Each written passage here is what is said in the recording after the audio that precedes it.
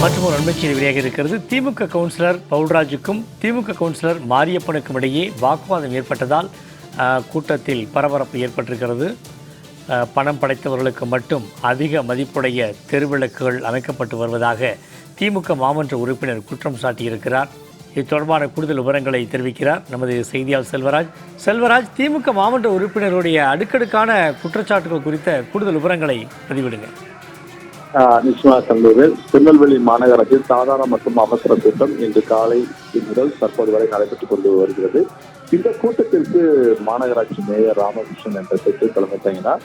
கூட்டம் தொடங்கியதும் திமுக மாமன்ற உறுப்பினர்கள் அடுக்கடுக்கான பல்வேறு குற்றச்சாட்டுகளை எழுப்பினார்கள். குறிப்பாக திருநெல்வேலி மாநகராட்சியில் அடிப்படை வசதியான குடிநீர், சாலை வசதி, தெருவிளக்கு உள்ளிட்ட எந்த வசதிகளும் மேற்கொள்ளப்படவில்லை. திருநெல்வேலி மாநகராட்சியில் பல்வேறு பகுதிகளில் பாதாள சாக்கடை பணிகளும் மிக ஆமை வேகத்தில் நடைபெற்றுக் கொண்டு வருவதாகவும், குறிப்பாக நெல்லை டவுன் பகுதியில் பல்வேறு இடங்களிலும் குழிகள் தோண்டப்பட்டு அது சரிவரை செய்யப்படாததன் காரணமாக தற்போது தேரோட்ட திருவிழாவில் கூட பொதுமக்கள் செல்ல முடியாத சூழ்நிலையாக இருந்து வருவதாகவும் பரபரப்பான குற்றச்சாட்டுகளை தெரிவித்தார்கள்.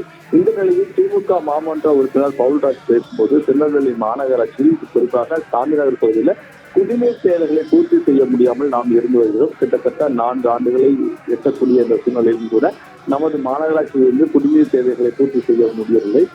மேலும் இந்த பகுதியில் பாதாள சாக்கடை பணிகள் மேற்கொள்ளும் போதும் அந்த பாதாள சாக்கடை பணிகளும் சரிவர மேற்கொள்ளப்படாதன் காரணமாக அங்குள்ள வீடுகளுக்கு பெரும் சிரமத்துக்கு ஆளாகியுள்ளார்கள். மேலும் மழைக்காலங்களில் அந்த பாதாள சாக்கடை பணிகள் அனைத்தும் நேரடியாக வீட்டிற்குள் செல்லக்கூடிய சூழ்நிலையாக இருக்கின்றன. தொடர்ந்து மாநகராட்சி நிர்வாகத்தை பற்றியும் தமிழக அரசை பற்றியும் அடுத்தடுக்கான தனது குற்றச்சாட்டை எழுப்பிக் கொண்டிருந்த போது மற்ற திமுக கவுன்சிலர்கள் நாம் அனைவரும் திமுக கட்சிக்கும் திமுக கட்சியை எதிராக பேசக்கூடாது என தெரிவித்து தற்போது பேட்டையில் உள்ள மாரியப்பன் என்ற கவுன்சிலர் தெரிவித்தார். அப்போது இருவருக்கும் இடையே கடுமையான வாக்குவாதம் என்பது ஏற்பட்டது. அவங்க வார்டு பகுதியில் என்ன நடைபெறுகிறதோ அது தொடர்பாக நாம் தகவலை தெரிவிக்க முடியும். நீங்கள் தெரிவிக்கும் போது நான் அமைதியாக இருந்தேன். அதே போல நானும் என்னோட வார்டு பகுதி மற்றும் திருநெல்வேலி மாநகராட்சி உள்ள பொதுமக்களோட பிரச்சனை தொடர்பாக தான் நான் எடுத்து கூறியிருக்கிறேன். ஆகவே நீங்கள் என்னை வழிமறித்து பேசக்கூடாது என தெரிவித்து இருவரும் கடுமையான வாக்குவாதத்தில் ஈடுபட்டார்கள். அப்போது ஒருவருக்கொருவர் ஒருமையில் பேசி தங்களுடைய தாக்கிக் கொண்டதன் காரணமாக அந்த கூட்டத்தில் பெரும் பரபரப்பு ஏற்பட்டது.